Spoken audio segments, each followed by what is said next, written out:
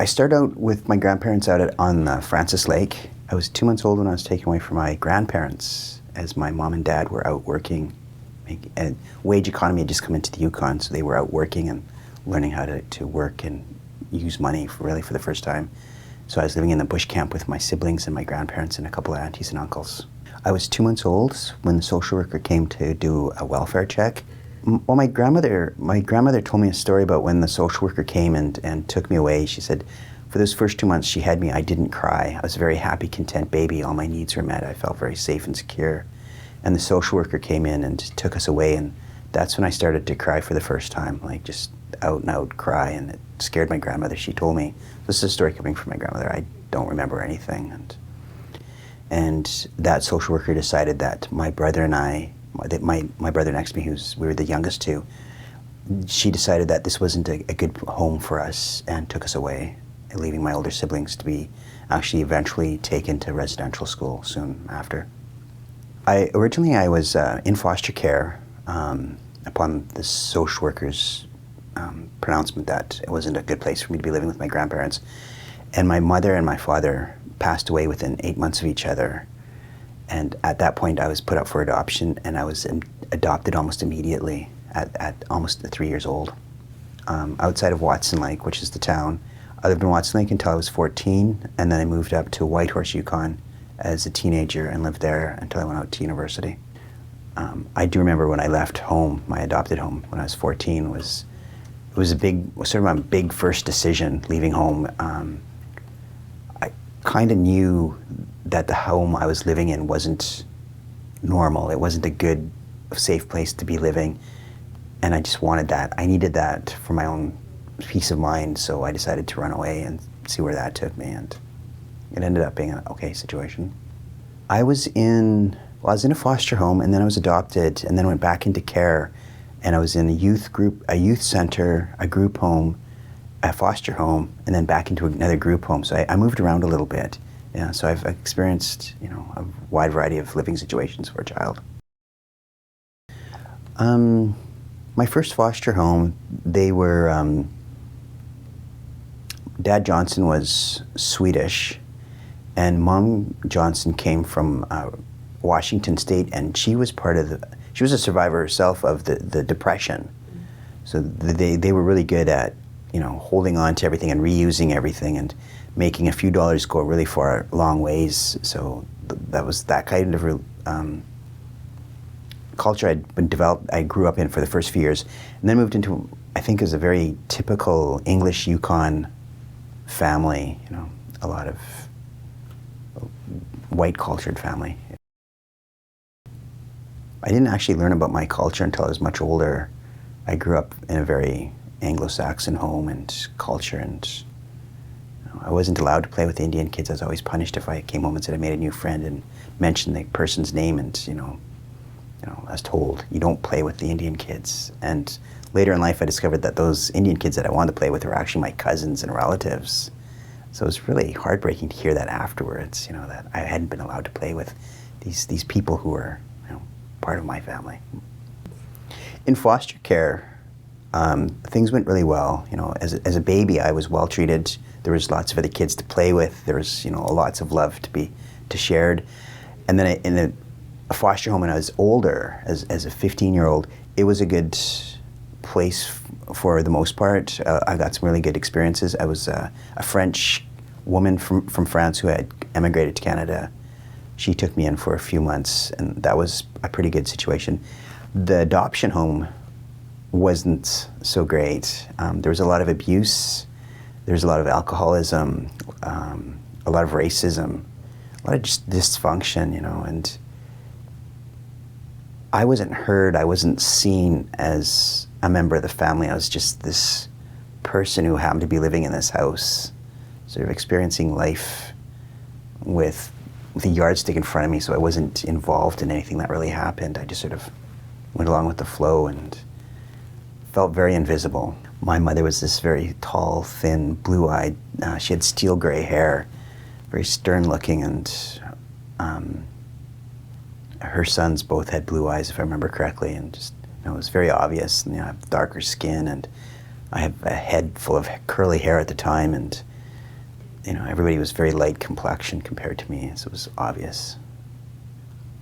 But it was never discussed. That was the interesting thing, My adopted grandfather one day, he had a patch of psoriasis, and my mother also had psoriasis, and he came to me one day when I was visiting, and he says, "Oh, I hope you don't get this psoriasis. It's horrible." And it was his way of negating the fact that I had actually been adopted and that I wasn't genetically related to them, even though I did love my grandfather. It was like, you really don't know who I am. I do remember as a child reading a book about bannock making, and when everybody was out of the house, I did attempt to make bannock because I knew that was something Indigenous people did. My mom one time let me go trapping with some friends of theirs. They had run a trap line outside of Watson Lake, and I was permitted to go one Saturday. I had to get very early and get dressed and go out with them. And it was interesting because the woman happened to be First Nations, and her partner was a white man. And in my mother's eyes, if an Indian woman married a white man, she was sociably acceptable and considered a friend, an acquaintance. And when the men of these women happened to pass away, these women who were Indigenous started to become persona non grata. They were no longer acknowledged as friends. So they could have been friends for 20 odd years, but the minute their partner passed away, they were no longer part of a social network. So it's sad to hear those, see those, and witness those sort of things. So I didn't know a lot about my culture until I went to university, actually. When I was a kid growing up, I kind of had to pretend I was white. I didn't understand it. I think that when we're born, we have some sort of innate instinct to have some of our culture with us.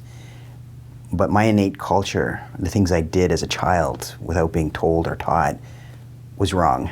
I was often getting in trouble, but I happened to be doing things correctly in the Cascadena way of doing things, the First Nations way of doing things. But when you look at it from the white world, I was doing everything wrong. A long time ago, First Nations people didn't have belongings. We had things we used, and anybody was welcome to use them and leave a gift or acknowledge that they've used them. So I'm going into grade 1 with this experience in my mind and my soul, and I used somebody's coloring book, and I was immediately punished and told that I was a thief and I destroyed her coloring book. And I said, well, here, use my coloring book. You can use any page you want. I used a page of yours, use a page of mine. And I was immediately labeled a troublemaker and a thief, and I wasn't. I just came from a different route of doing things that was innate. It was inside me. It wasn't something I'd been taught. So there's a few times I got into trouble, and it was just a cultural misunderstanding. My brother Terry did a lot of that because we grew up not together in the same home, but we grew up in the same town. He did a lot of that search for me, and I remember one day we'd both been back in care. We'd left the foster home and my adopted home and had gone to Whitehorse. And he came up to me one day, and on his hand he had written down the names of our parents. And it was kind of cute because it was like passing on spy information. He's like, here, check this out. Look, I got the names of mom and dad. They existed, and that was. And one part was kind of comical, and the other part was kind of heartwarming because it's like he spent so much time looking for those names because to us it acknowledged the fact that our parents did exist and they existed through us acknowledging them. So it was a good experience and sort of that bittersweet, weird, everybody grows up knowing mom and dad, but we didn't. Impacts, not speaking my language. I'm a book learner, so everything I've learned mostly from books. I haven't learned a lot from my elders. I haven't learned the language from my elders. I now have opportunities to do those things, but I'd wish they had been there forever. Something that stands out, the biggest impact is I struggled with mental illness for 15 years. I basically lost 15 years of my adulthood with mental illness. I was suffering from what they call complex PTSD, which is when you're in an abusive situation for many years and your mind's rewriting itself. You're struggling with depression and, the effects of the PTSD. And that is the biggest impact of being a child taken away and given to a white home was all that abuse came back and haunted me when I was in my 30s. And I can't get that back. Those years, like when you go to look for a job, they're looking at your resume and I have this huge gap. I don't want to explain it as, I suffered with mental illness, couldn't work, because that's a stigma that we haven't dealt with yet in Canada. And so that's the biggest thing, was I lost those years. I have reconnected with my family, my aunties and my uncles and my brothers and my sister. And one of the biggest things for me is that I'm no longer on a search. I know where I'm from. I know who I belong to. I'll never meet my parents, right? Not in this life. I'll never meet them. But I can see flashes of what I think are them within my siblings and within my nephew. My nephew's this musician, and my dad was a musician, and my dad's kids, my siblings and I, we love music, but none of us can play music. But my nephew, the eldest grandchild, is an amazing musician. So it's those types of things you get to see flashes of your parents who you've never met in other family members, and that's heartwarming. The benefits for me, I can only talk about myself. For me, for reconnecting is, when I was a child, I was always thinking, my mom and dad are going to come through that door and they're going to take me back home where I belong. And as a little kid, we're building up these missing people in our lives. We build them up.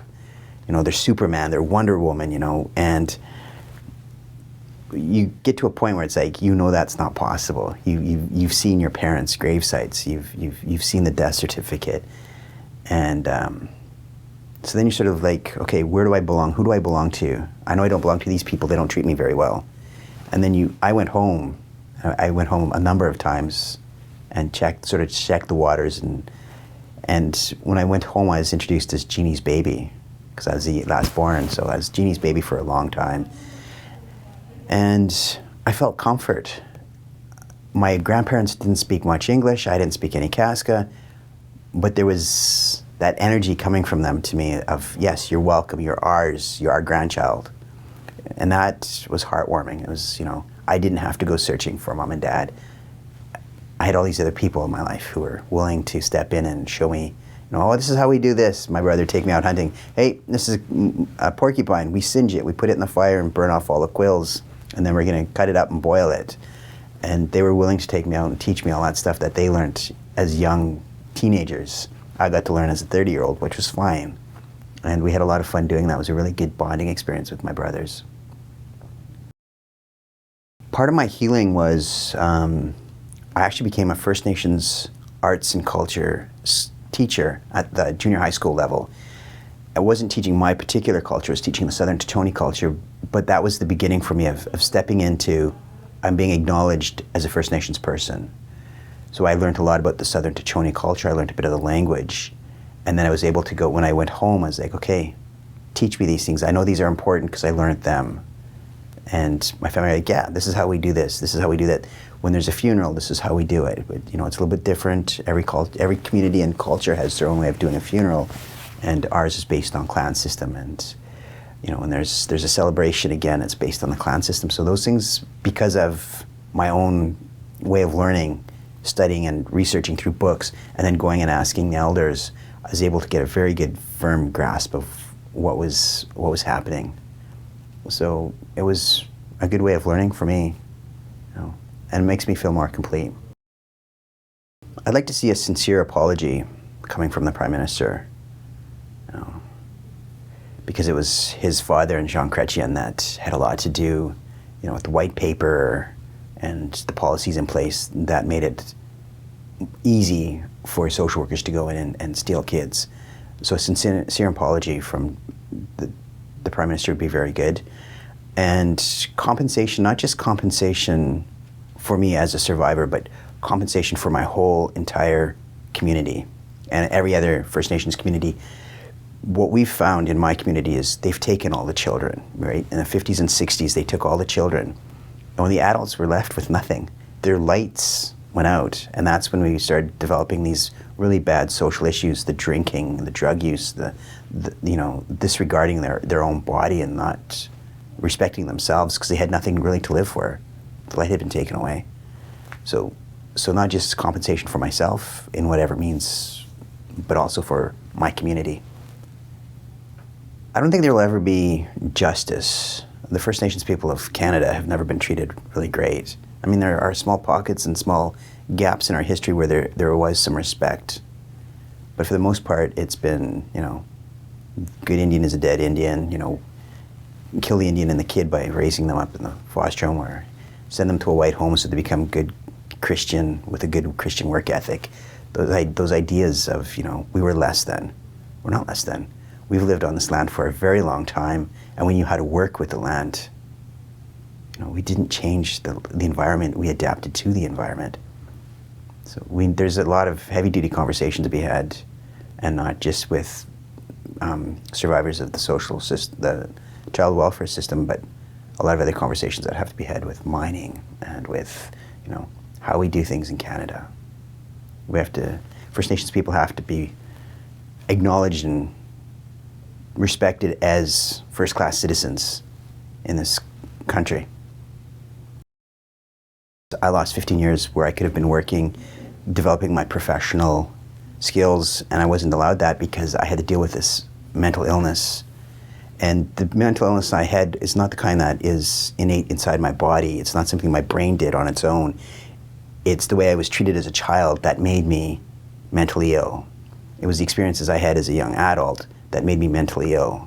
Those weren't something that I did to myself. Those are people, forces on the outside of me, pushing their way and hurting me so deeply that I had to take 15 years off from work.